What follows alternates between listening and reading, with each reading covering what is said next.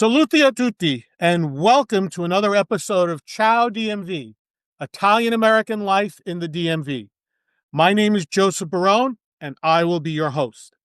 This podcast channel is dedicated to all things Italian and Italian-American in the DMV, aka DC, Maryland, and Virginia. My focus is on the Italian-American experience, from family stories to little-known history to businesses, to cultural events, etc. Mostly the good, but sometimes the not so good. And today, on this episode, I want to welcome Phil Finelli, a member, or the chair, I should say, a member of the Lido Civic Club in Washington, D.C. So welcome, Phil.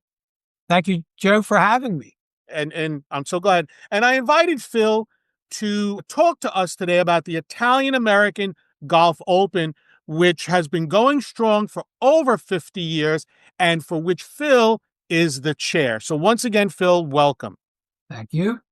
So Phil, before we get into the Italian-American Golf Open, why don't you tell our listeners a little bit about who you are? Phil Finelli, native Washingtonian, and there are quite a few of us. So Washington is considered to be a city where people come and go, but I still have friends from middle school and elementary school and high school. And actually, our high school class gets together quarterly for a dinner. And we have a lot of business connections. With regard to my Italian heritage, my parents are both from a small town in Puglia. The name of the town is Roseto Valfatore, Provincia di Foggia, Regione di Puglia. And it's a small little town just northwest of Foggia, which is the largest city there. My father came to the United States in 1930, probably through the port of Baltimore. I haven't confirmed that. My father was a blacksmith in Roseto Valfatore. And at that time, and a lot of people today think if you're a blacksmith, all you do is shoe horses. But actually, the blacksmith was very important, mainly because they repaired farm equipment.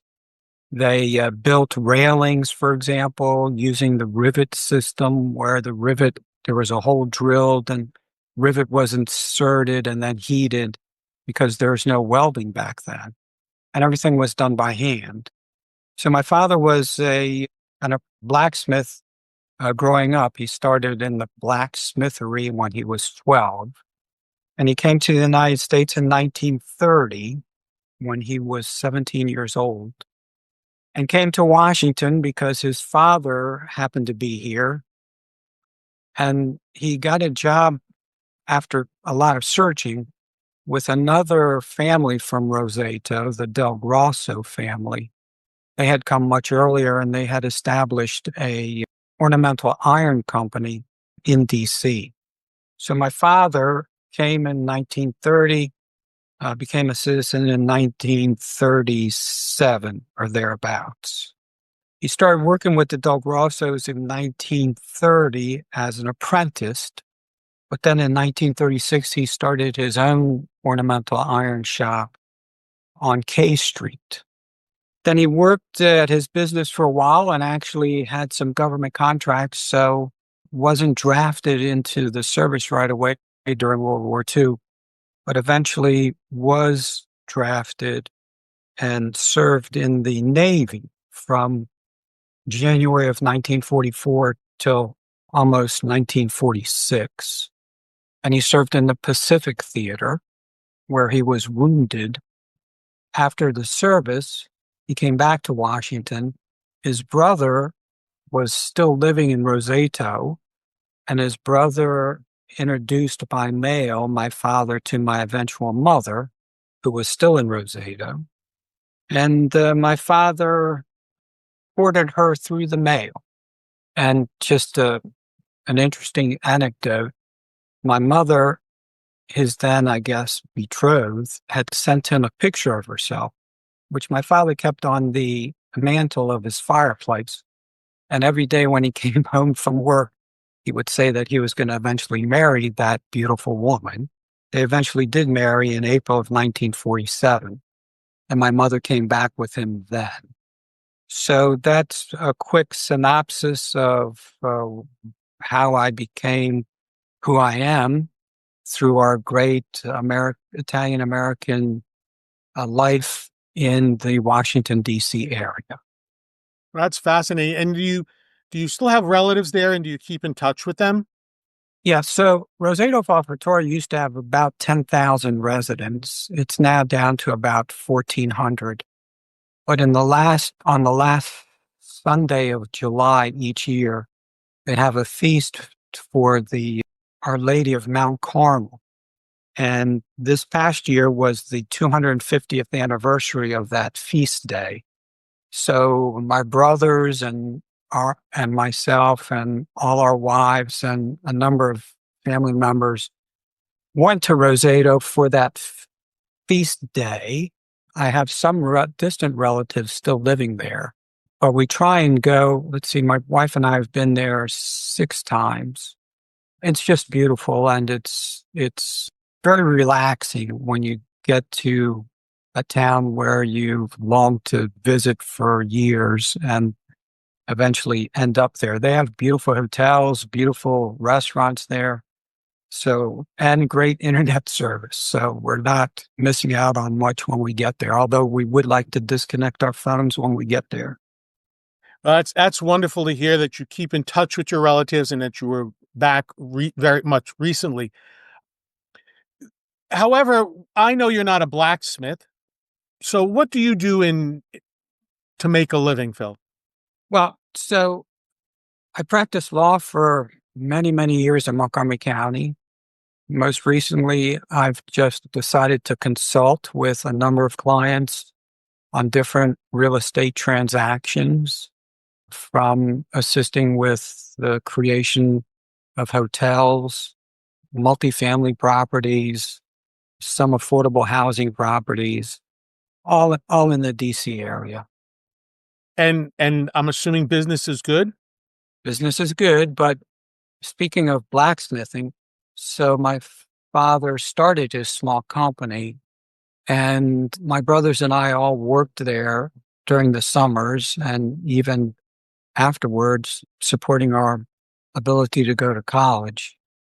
We had a forge in our location, so we all practiced blacksmithery, especially for different types of projects that required a special ornamental ironwork on railings and doors and gates.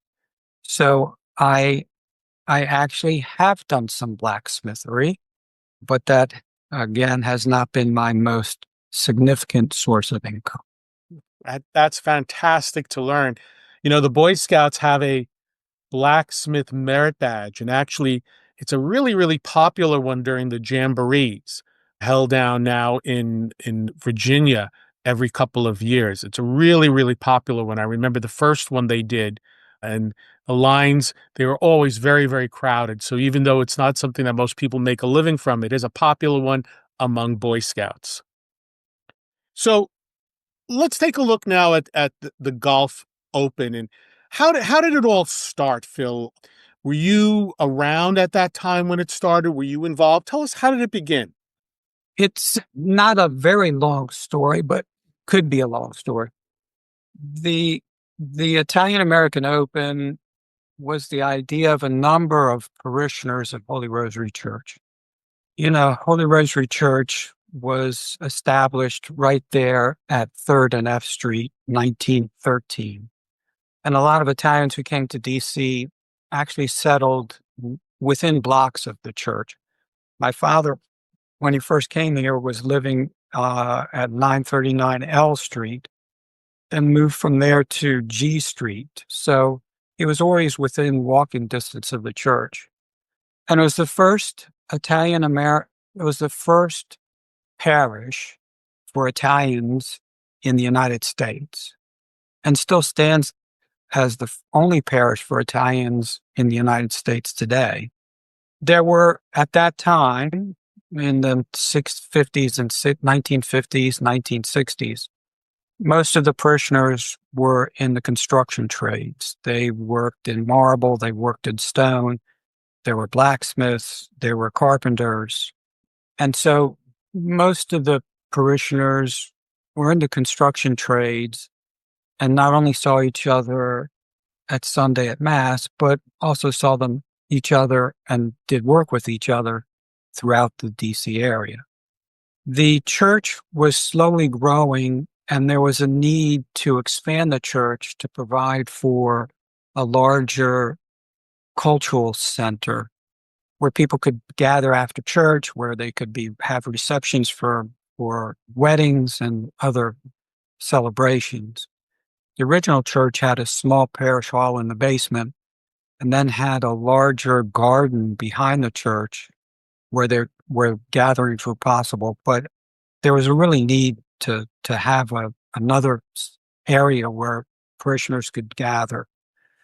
So the idea was to first buy the property next to the church, which was acquired, I guess, in the 1960s, and then to build what's now called Casa Italiana next to the church.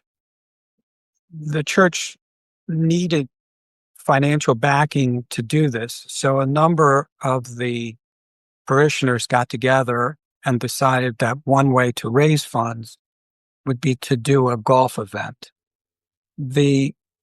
Most of the contractors who were parishioners belonged to what was then the Prince George's Country Club out in Mitchellville, Maryland. And many of the Italians who really had difficulty getting into other country clubs decided that they would join Prince George's Country Club because they needed to increase their membership rolls. So because there were so many parishioners who were members of Prince George's Country Club, they decided that they would have their first fundraiser in 1973 at Prince George's Country Club. And the first year, I think they maybe had 70 participants, but they knew that they needed to increase participation so that they could raise money for Casa Italiana. So they decided to go all out Italian. And what they would do is they would have a small gathering before the event started with cappuccino and espresso and pastries. And then for lunch was provided by Letteri's, which is still in existence. It was an Italian grocery store / wine shop, which is still located in its original location in Union Market, right off of New York Avenue. And then for dinner, they decided that they were going to have lasagna, which would be a big draw. So because they had so much pull at Prince George's Country Club, they convinced the general manager there that they would bring homemade lasagna. So for many, many years, probably 20 years, ladies would gather at Holy Rosary Church and would actually make the homemade lasagna at the church, keep it in the refrigerators at the church, and then have it delivered by volunteers the day of the event. Included in those volunteers, of course, was my mother, several of my aunts, my brothers, my dad. It was a big family affair. So the sauce and the meats were prepared on Saturday, and the lasagna was formed and put into tins on Sunday night, and it was delivered and warmed at the event on Monday. And that was a way to make more money because you wouldn't have to pay for the food part of the charges from the country club. And the event stayed at Prince George's Country Club for years and years and years, even after it changed ownership and actually became the Woodmore Country Club, which it is today in Woodmore, which is near Mitchellville in Prince George's County. So that was the beginning of the event. It just started by a bunch of parishioners who liked playing golf and decided that would be a way to raise money for the construction of Casa Italiana. That's fantastic. I didn't know any of that. And Phil, who are some of the original organizers? You mentioned, I'm assuming your dad was one of the original organizers, but who else from Holy Rosary? So central to the organization of not only this event, but other events were the Catucci brothers. There were four brothers. I believe they may have had two sisters. Angelo was the main leader, I guess, he was the president of the Holy Name Society and was a successful insurance agent in the metropolitan area. His brother Ben was also participated, and it was actually his brother Henry. I'm sorry. Henry worked for AT&T on the government side. There was Joe Tenalia, who was a brick mason, my dad, Christina Marinucci, who was in the sewer contracting business, Ben Casimano, who was a developer, Judge Sam DeBlasis, who was a administrative judge in Prince George's County. Actually, even one of my cousins, Dominic Finelli, was the person who designed the logo that's still in use today. So there are a number of people, but the most important part were all the volunteers from the church who not only made the lasagna, but kept everything organized and checked players in and provided for the prizes. Wow, that's fantastic. And what an important part of the Italian Open history, but also of the history of Holy Rosary. And so, and I'm assuming that I'm assuming you've been involved in it, whether it be a player or helping out since the very beginning. Is my assumption correct? It is from helping to make the lasagna from the very beginning to actually co-chairing the running of the event with Rob Budarazzi, who's also a Lido Club member. the the Rob and I started doing it in probably 2010 or 11. Rob had just become a member, but was an avid golfer, so he was very interested in participating in that. And we've decided that instead of just being in Prince George's County, we moved the event every third year to a different location. 2 years ago, we were at the prestigious Columbia Country Club. Last year, we were at Manor Country Club in Rockville. We'll be at Manor Country Club again this year on June 1st, 2026. And we will cut off the number of participants at no more than 120 so that it's easy to play the round in about 4.5 hours and you're not on the course for that long. But we have kept the tradition of lasagna for dinner. Sometimes it's not as good as what we used to make. Sometimes it's just as good. So hopefully this year we'll be using my mom's old recipe and we should have a number of very happy participants. That's excellent to hear. Now, since you've been involved in the beginning, have there been a number of changes over the years? I mean, other than maybe not having as many volunteers make the lasagna and stuff, but have there been changes that have occurred over the years, or has it pretty much remained the same? Well, Rob and I learned a lot from running it for so many years. For example, the event used to be in September and it was always rainy. So we decided to move it, I guess, in 2009 or 2008 to the spring. We held it in May until we realized that May was one of the wettest months in the city of Washington. So we then moved it to early June. And since then, we have not had any rainouts, and I've, knock on wood, have had very good weather. The event itself has changed. I guess it's changed from at one point being 100% construction contractors to now probably 70% of our participants are government contractors on the IT side and some bankers, attorneys. The dynamic of the professions has changed, but the desire of the players has always remained the same. I mean, they always like the camaraderie of being together and especially having the big Italian dinner after the event. And have there been any memorable moments as you think back over the years?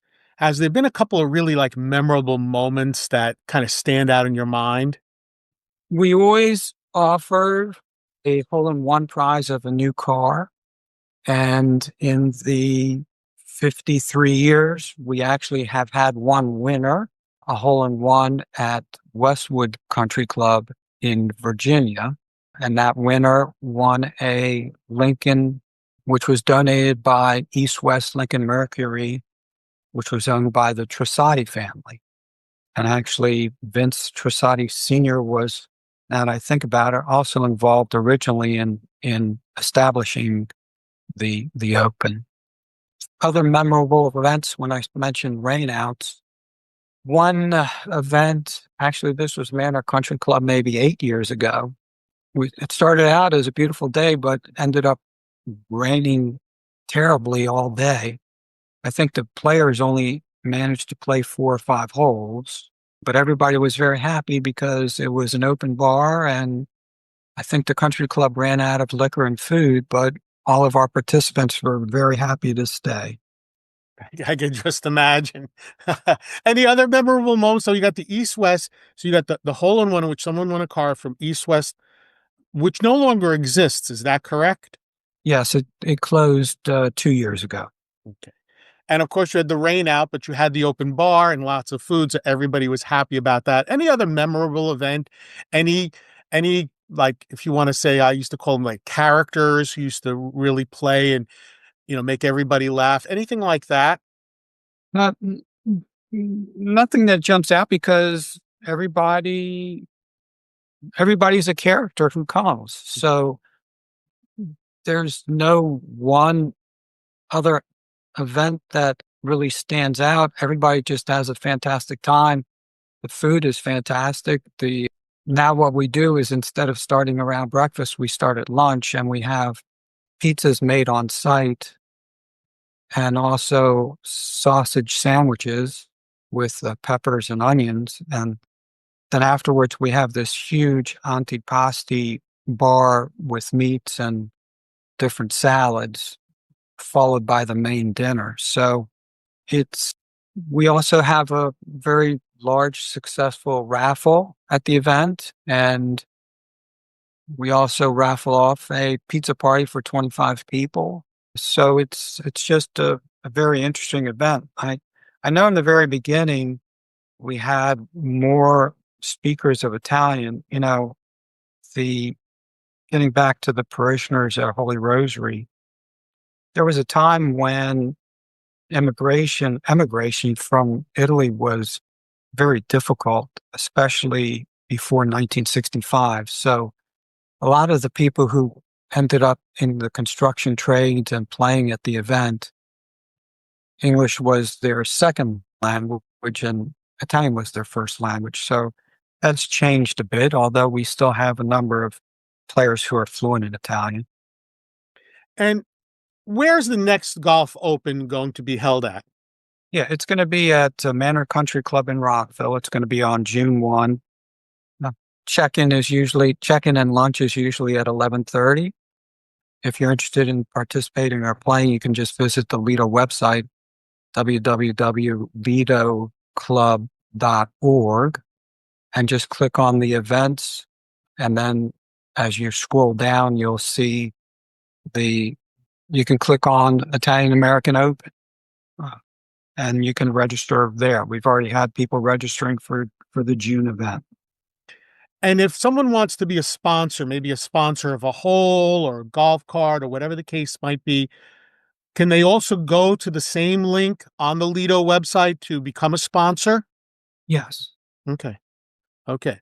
And so, but one of the questions that I know I'm going to have and our listeners are going to have is we talked about how the Golf Open was used to raise money for CASA, to build CASA and that sort of stuff. But what about today? Where does the money go that is raised from the Golf Open? What happens with the funds raised? So this past event for 2025, we were able to provide the Scalabrini fathers, who are the priests who are in charge of Holy Rosary Church. The Scalabrinis have been there since, I guess, 1950s.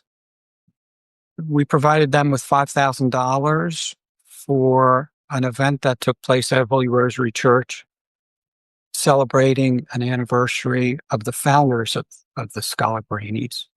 We also provided $15,000 to the Casa Italiana language program. The language program is broken into a part of the program handles children and adults who want to learn Italian at Casa Italiana. But the Ante Promotori is a part of the program that is supported by the Embassy of Italy, and it promotes the Italian language throughout the public and private schools. So right now, the Ante Promotori supports about 2,800 students, high school and middle school, in Prince George's County, D.C., Montgomery County, Fairfax County, and Arundel County, which is a great way to introduce non-Italians to the Italian culture through the language. We also provided, part of that was $5,000 to what's called the Twinning Program, which provided funds for an exchange of students from Italy and the United States during the summer.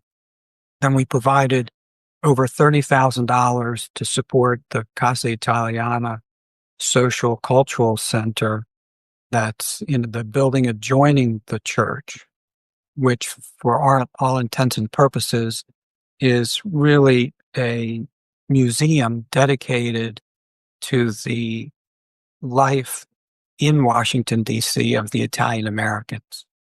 And they have information that goes back probably to 1880s. The church, was created and was founded in 1913, but there's historical information there, which is very well organized and easy to get through. It's just so important to realize how difficult it was for Italian Americans when they first came to the United States, and even in Washington, where jobs were very scarce. My father came in 1930, towards the tail end, or the middle of the Great Depression. The United States really, after the Depression, wanted to reduce the number of immigrants coming from Italy because they needed to encourage job creations of then U.S. citizens. And it really wasn't until probably 1965 with the Immigration and Nationality Act, where immigration was no longer restricted. Even though there was an act, I guess, in the 1950s that was to allow more Europeans to immigrate to the United States, they really favored the Europeans in the northern part of Europe. And the southern Europeans were really discriminated against because they were willing to do a lot of the jobs that American citizens really weren't interested in having. And it was so very difficult.